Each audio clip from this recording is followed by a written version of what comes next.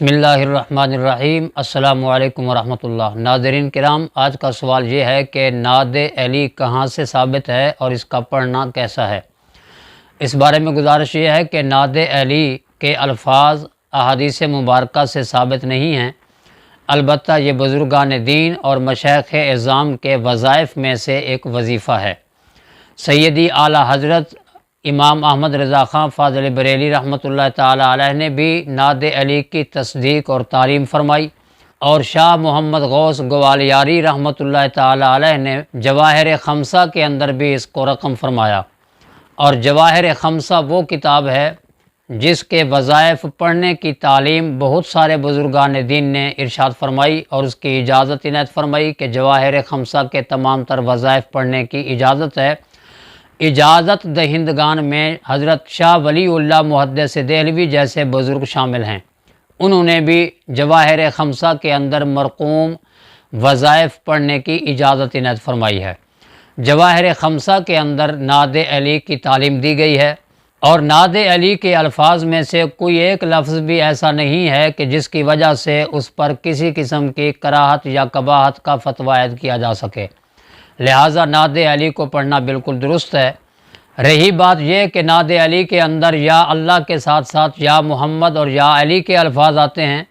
تو لفظ یا کے ساتھ اللہ رب العزت کے علاوہ کسی اور کو پکارنا یا اس سے مدد کرنا، اس کو شرک قرار دینا، یہ جہالت کے سوا کچھ نہیں۔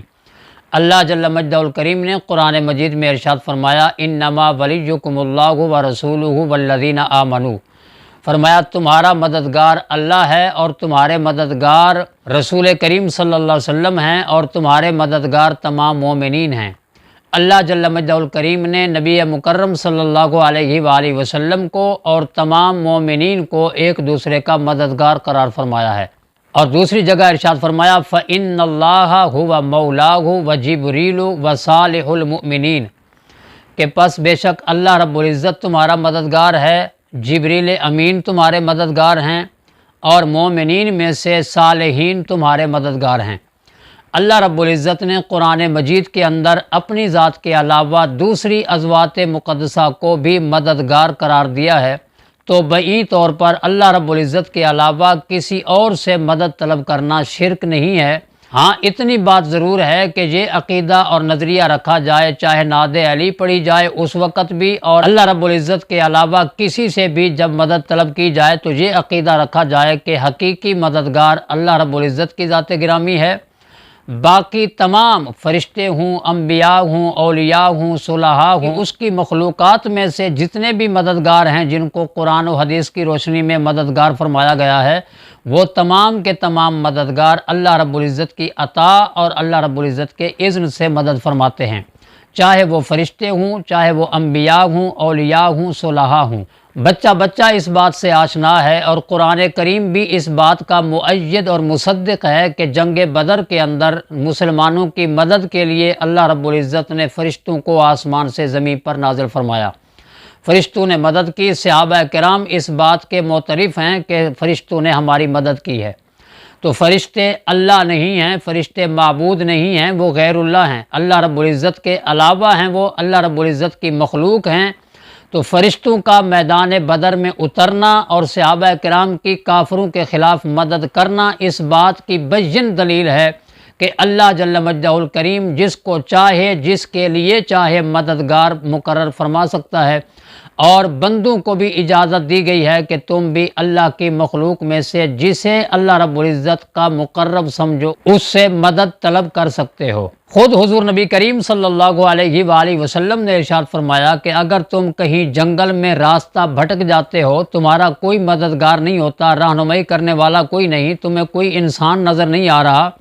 تو اس صورت میں تم فضا میں یہی پکار دیا کرو، اعینونی یا عباد اللہ، اغیثونی یا عباد اللہ، میری مدد کرو اے اللہ کے بندو، میری معاونت کرو اے اللہ کے بندو۔ فرمایا جنگل کے اندر انسانوں کے علاوہ بھی اللہ رب العزت کی مخلوقات ایسی موجود ہوتی ہیں جو تمہاری مدد کر سکتی ہیں۔ تو جنگل کے اندر جہاں کوئی انسان، کوئی آدمی، کوئی بندہ نظر نہیں آ رہا، دکھائی نہیں دے رہا، اس صورت میں بھی حضور نبی کریم صلی اللہ علیہ وآلہ وسلم یا عباد اللہ کے الفاظ سے مخاطب کر کے اللہ رب العزت کے علاوہ اللہ رب العزت کی مخلوقات سے مدد طلب کرنے کی تعلیم دے رہے ہیں۔ اس سے معلوم یہ ہوا کہ اللہ جل مجدہ الکریم کے علاوہ کسی سے مدد طلب کرنا شرک نہیں ہے۔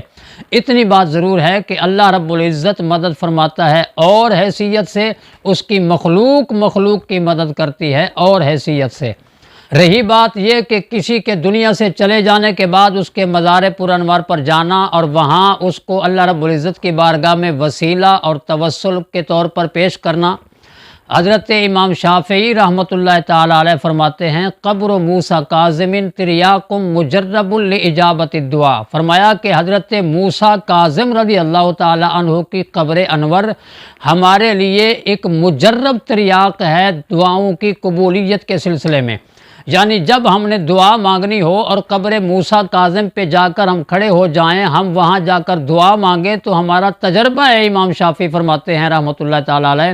فرمایا ہمارا تجربہ ہے کہ حضرت موسیٰ کاظم کی قبر پر ان کا وسیلہ دے کر اللہ رب العزت سے جو بھی دعا مانگی جائے، ہمارا تجربہ ہے کہ وہ دعا یقیناً قبول ہوتی ہے۔ حضور نبی کریم صلی اللہ علیہ وآلہ وسلم نے ارشاد فرمایا من کنت مولاہ فہذا علی مولاہ، جس کا میں مولا ہوں اس کا علی المرتضیٰ مولا ہیں۔ اور مولا کا معنی مددگار بھی ہوتا ہے، تو حضور نبی کریم صلی اللہ علیہ وآلہ وسلم نے خود کو بھی مومنین کا مددگار فرمایا اور حضرت علی المرتضیٰ کرم اللہ تعالی وجہ الکریم کو بھی مددگار فرمایا۔ لہذا نعت علی پڑھنا اور نعت علی پڑھ کر حضرت علی المرتضیٰ رضی اللہ تعالی عنہ کو پکارنا یا ان کا وسیلہ پیش کر کے اللہ رب العزت سے دعا مانگنا، اس میں کوئی شرک کا شائبہ نہیں ہے۔ نعت علی کے آخری جملے یہی ہیں بعظمتک یا اللہ و بنبوتک یا محمد و بولایتک یا علی یا علی یا علی، کہ میں یہ جو دعا کر رہا ہوں، جو استغاثہ کر رہا ہوں، جو فریاد کر رہا ہوں، اللہ رب العزت کی بارگاہ میں اے پروردگار تیری عظمت کے توسل سے کر رہا ہوں۔ نبی کریم صلی اللہ علیہ وآلہ وسلم کو مخاطب کر کے کہہ رہا ہے کہ اے یا رسول اللہ صلی اللہ علیہ وسلم، آپ کی شان نبوت کے توسل سے اللہ سے دعا کر رہا ہوں۔ اے علی المرتضیٰ کرم اللہ تعالی وجہ الکریم، آپ کی ولایت کے توسل سے اللہ رب العزت سے دعا اور استغاثہ کر رہا ہوں۔ اللہ رب العزت سے دعا مانگنا اور اس کے مقربین کا واسطہ اور وسیلہ دینا، اس میں کوئی شرک کی بات نہیں ہے۔ ہاں، اللہ رب العزت کو حقیقی مددگار تصور کیا جائے، باقی سب کو اللہ رب العزت کی عطا سے اور اس کے اذن سے مدد کرنے والا تصور کیا جائے تو اس میں کسی قسم کا شرک کا شائبہ نہیں ہے۔ السلام علیکم ورحمۃ اللہ وبرکاتہ۔ سامعین و ناظرین، اگر آپ ہماری ویڈیو سے مطمئن ہیں تو ویڈیو کو لائک کیجئے اور شیئر کیجئے اور کمنٹس کے اندر اپنی رائے کا اظہار ضرور فرمائیے۔ اگر آپ کوئی سوال کرنا چاہتے ہیں تو وہ بھی کمنٹس کے اندر درج فرمائیں، آپ کو باقاعدہ ویڈیو کلپ کی صورت میں آپ کے سوال کا جواب ارسال کر دیا جائے گا۔